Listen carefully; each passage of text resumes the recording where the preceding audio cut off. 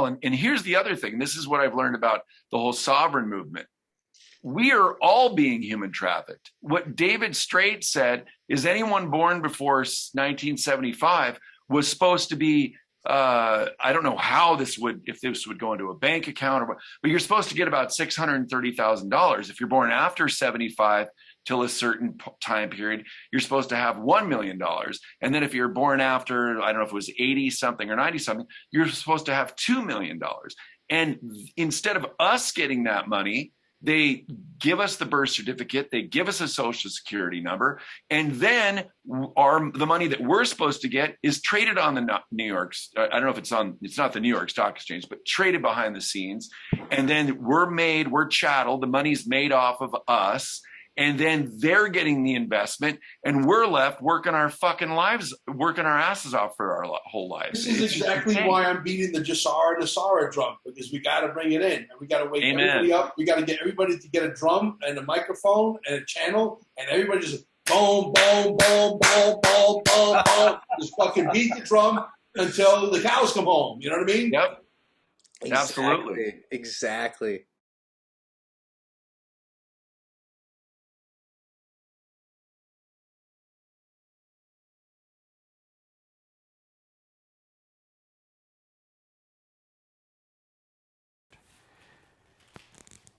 You were licensed, bonded, insured. Your vessel was created. A Susta QB trust was created.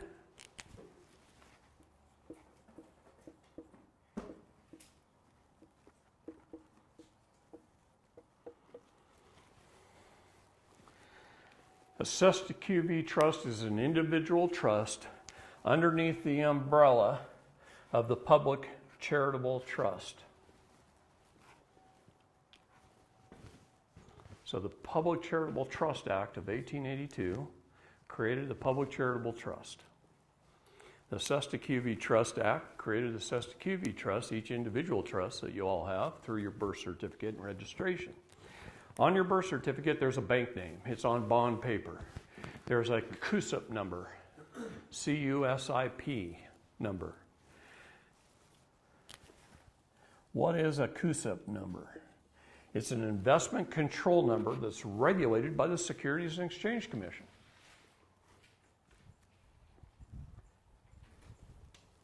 If you were born between 1933 and 1975, you were bonded for $630,000 and insured for $1 million.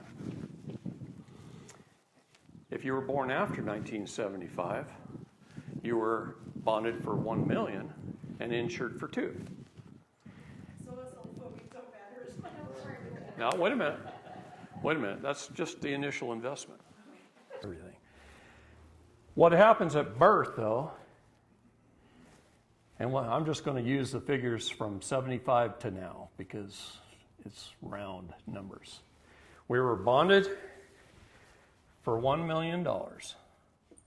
What does that mean?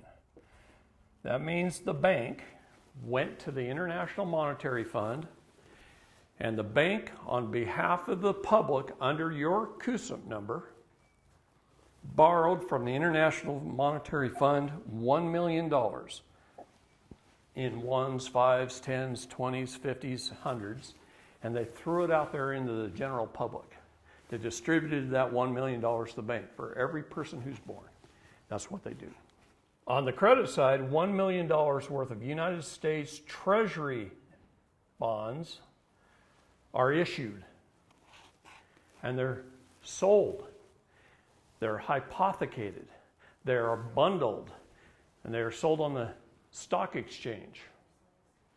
And if we wanted to, I could pull up a website if we had internet access, and I could put in one of your CUSIP numbers, and I could show you the companies that are buying and selling you today. You have more than one CUSIP number, by the way. As we increase in value, I'll just put it that way, as we get better in our life, the more we join the military or get more college degrees, we get more and more CUSIP numbers. You are the credit. You are the creditor. They're making you believe you're also the debtor. And you are. You're both. This is your vessel. This is you. Okay? This is your labor. This is your worth. I got 5 college degrees. Every time I got an advanced degree in college, I got a new CUSIP number. So in the military, I got a new CUSIP number. All these CUSIP numbers are attached to my main birth number. Okay? Is this in a bad spot? Anyway, let's stop here. It's a balance sheet, right? It's balanced. It's got $1 million on one side, $1 million on the other. This gets invested. It keeps growing and growing and growing. And let's just say it grows to $100 million. And by the way, that figure's low.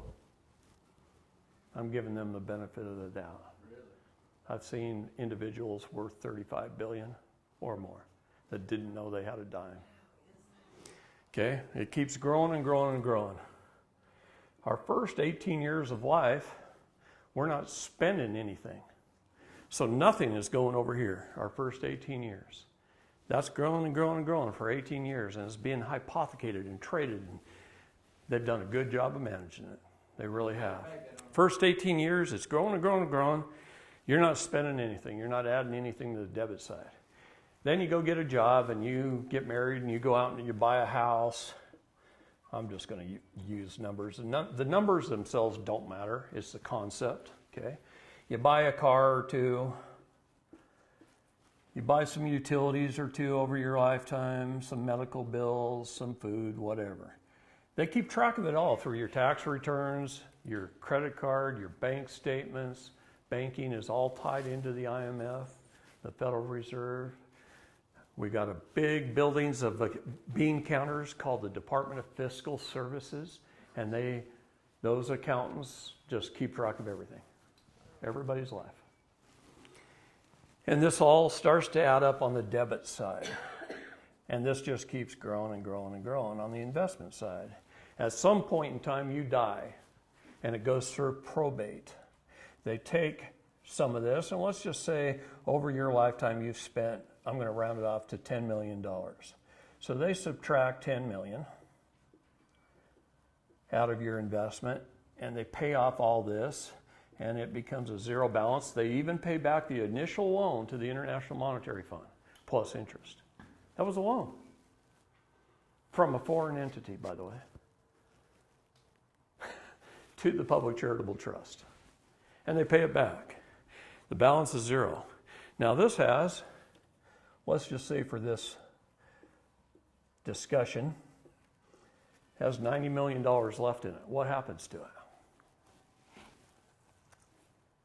The Sesta QV Trust lives on in perpetuity forever. So it keeps going. Everyone who has ever died since 1933 is currently funding government. This money gets reinvested. They can't take this, but the balance must stay the same forever. But if it keeps earning, they just sweep it off the top, and it funds government. It's called off-book funds. In the States, it's GSA, and in the federal government, it's CQV.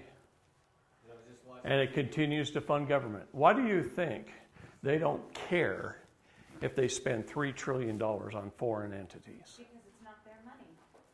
It came out of your trusts. It's not part of taxes.